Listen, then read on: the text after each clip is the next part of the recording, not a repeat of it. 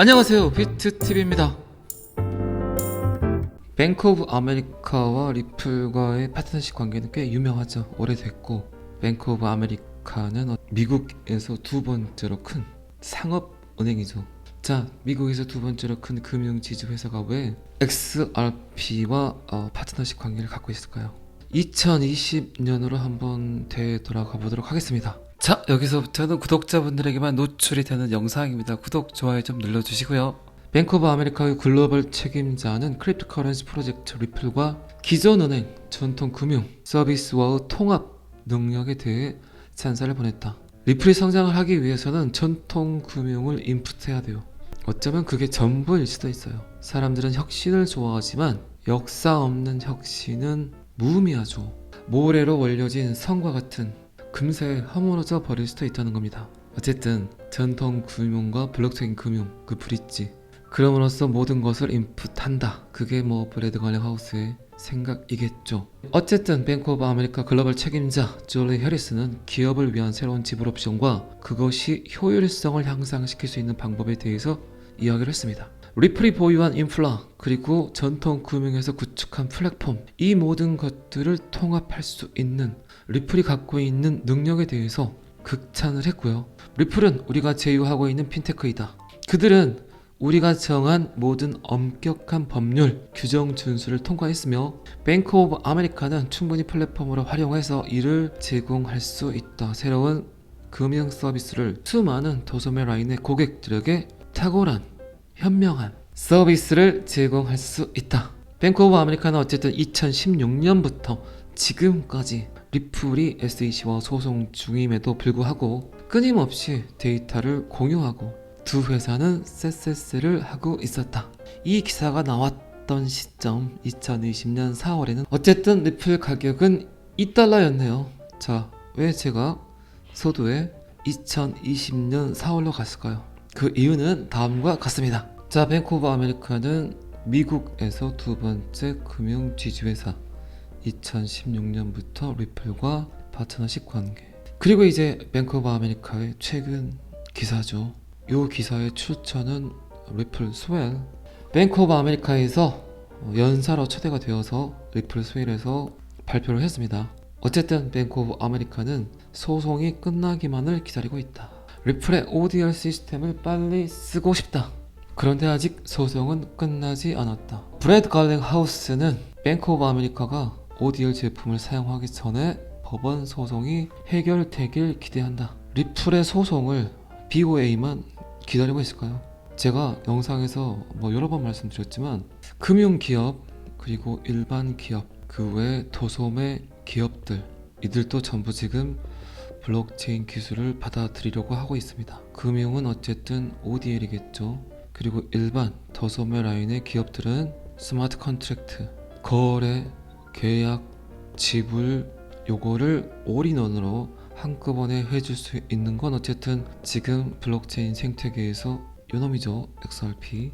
뱅크 오브 아메리카가 기다린다는 건 뱅크 오브 아메리카를 통해서 금융의 유통을 하고 있는, 얘를 통해서 돈을 벌고 있는, 먹고 살고 있는 어마무지한 기업들이 있겠죠. 그들 또한 ODL을 기다리고 있다고 생각을 해야 되겠죠.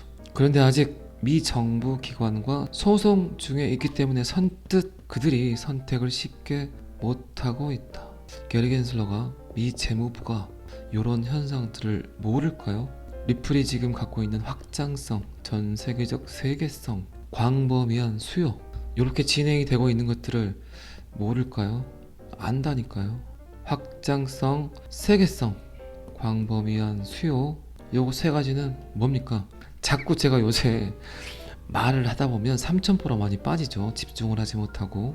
방금 제가 말씀드린 이 세 가지는 토마스 프레이가 말한 다빈치 연구소 소장, 구글 선정 최고의 미래 경제학자가 말한 조만장자의 탄생이죠. 조만장자의 조건. 그래서 리플과 SEC가 갖고 있는 소송의 가치가 엄청 큰 겁니다. 거기에 또 딸려 있는 것들이 뭡니까? 지금 암호화폐 전체가 이 소송에 귀 기울이고 있죠. 이런 사건들, 이런 형태들, 이런 사이클들을 미 정부에서 모르고 있는 게 아니라니까요. 어떻게 확장하나 보자, 어떻게 커져 나가는가 보자, 그거를 계속 관망하고 주시하고 있습니다. 이놈의 ODL이 뭔지, 온디맨드 리코더티, 수요 유동성이라고 많이 알고 계시죠. 수요 유동성, 유동성을 빼고 어떤 수요일까요?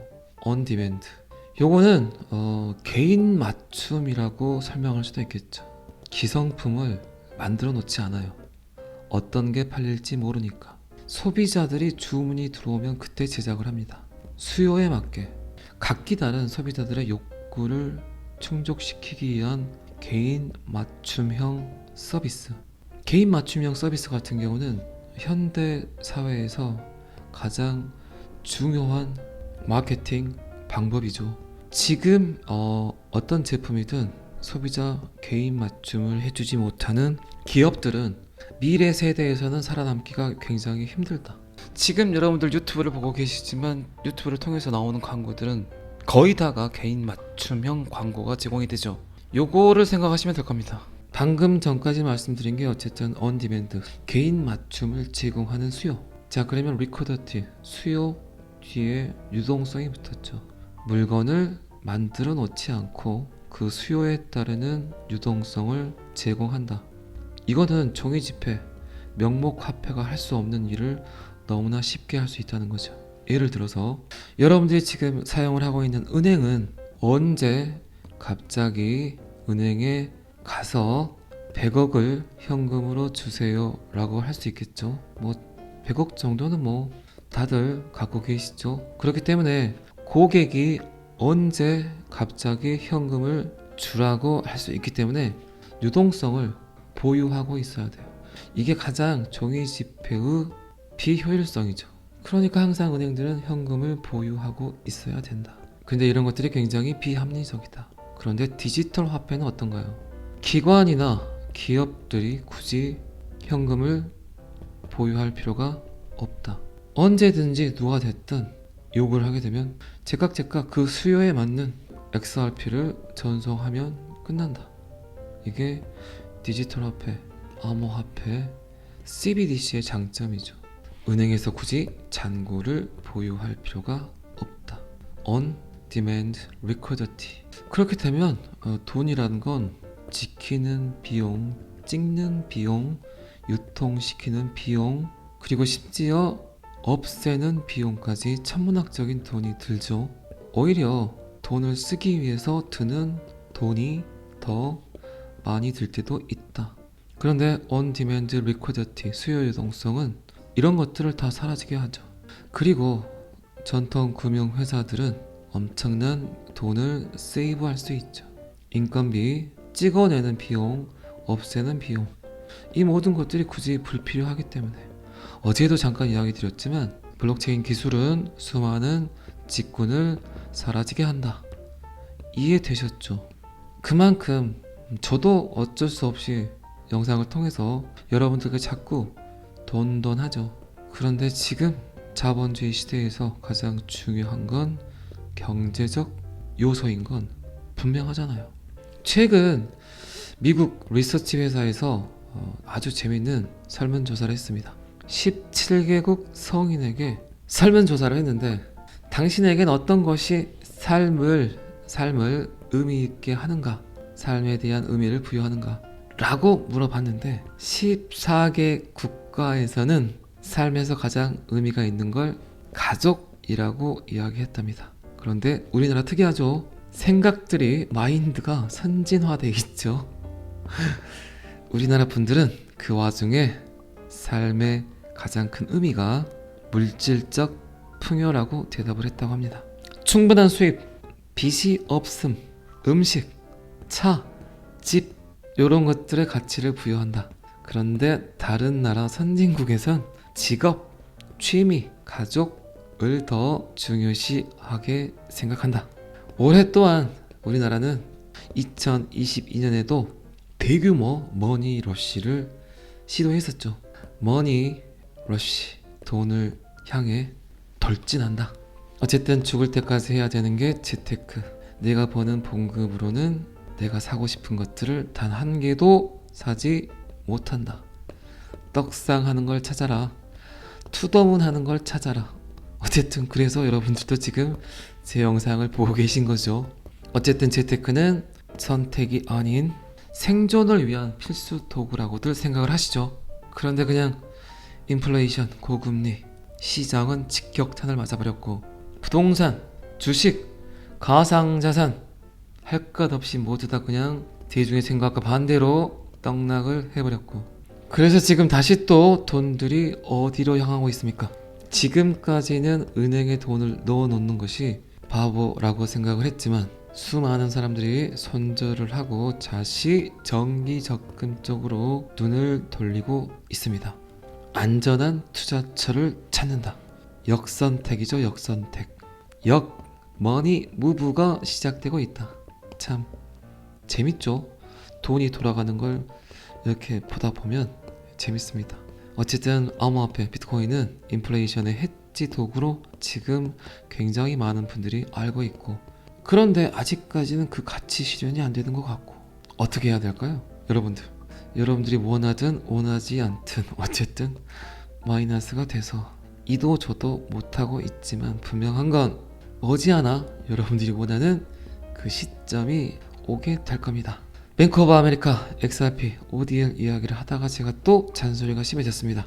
자, 이 기사는 여기까지만 보시고요. 최근 FTX 사태로 어쨌든 코인베이스 주식 가격이 급격히 하락을 했습니다. 그런데 XRP 리플은 야금야금 살짝 제 보기에는 어쩌면 알트코인 시장을 이끄는 것 같은 기분이 들긴 한데 뭐 그건 제 생각뿐일 수도 있겠죠. 두어 번 이야기 드렸지만 XRP가 FTX를 과연 먹으려고 할까요? 자, 그러면 엄청난 이벤트이긴 하죠. 어쨌든 브래드 갈리 하우스는 관심이 있었기 때문에, 그러면 그냥 제 시나리오대로 그냥 엄청난데 리플 홀더들 그냥 어마무지한데, 그렇죠? 근데 최근 데이터를 보게 되면 제가 1년 전부터 이야기했던 것들이 데이터화돼서 현실화가 되고 있습니다. 그런데 가격은 그렇게 크게 상승을 하진 않았죠. XRP는 이제 자본화 기준으로 코인베이스보다 거의 2배 규모가 더 크다. 어쨌든 FTX 사태로 코인베이스 주식은 하락을 했지만 XRP는 5.87% 상승을 했다. 모멘텀으로만 봤을 때 비트코인을 추월하기도 했다. 그리고 차트는 또다시 삼각 수렴을 만들려고 하고 있다. 골든 크로스가 여기저기 생기려고 하고 있다. 예사롭지 않다. 한방 터질 것 같다. 떡상할 것 같다. 이 떡상할 것 같다는 이야기는 제가 거의 1년 동안 했던 것 같습니다. 그런데 한 2번 정도 그 광경을 본 것 같기도 하지만 어쨌든 지금 가격은 522원 정도 합니다. 숫자에 너무 민감해하지 마세요. 예민해하지 마세요. 어차피 이제는 갈론만 간다. 다 가지 않는다. 투게더가 아니다. 솔로다. 그렇게 생각하시는 게 맞다고 생각을 해요. 근데 그 가장 중심에 있는 게 XRP다. 차트로 보나 분위기로 보나 호재로 보나 가야 되긴 가야 될 것 같은데 아직도 그 스타트를 하지 못하고 있다. 어쨌든 지금 암호화폐 시장에서 가장 호재가 많은 코인은 XRP 리플이다. 그리고 지금 코인베이스보다 2배의 가치를 갖고 있다. 어쩌면 이 시그널이, 이 데이터가 XRP가 FTX를 인수할 수 있는 타당성 있는 데이터가 아닌가 싶습니다. 자, 목요일입니다. 오늘은 우리나라 축구를 하죠. 될 수 있으면 빨리빨리 퇴근하시고 치맥을 하시면서 주위 분들과 같이 SSS를 하면서 응원하시기 바랍니다. 저는 항상 여러분들의 성공 투자를 기원합니다. 오늘은 여기까지 하겠습니다. 구독과 좋아요는 항상 저를 너무너무 힘나게 합니다. 감사합니다. 비트TV였습니다.